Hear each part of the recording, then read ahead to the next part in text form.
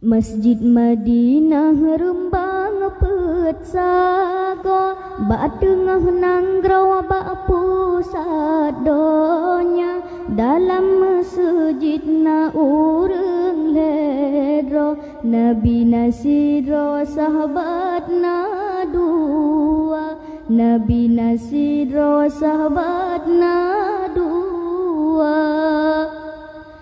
Masjid Madinah kebitan indah, di Rasulullah di sinan kubu. Umat Islam kedan gelangkah, gejak ziarah bajut-jut waktu. Dilen masjid pengesi lepah, ijongan mirah gepah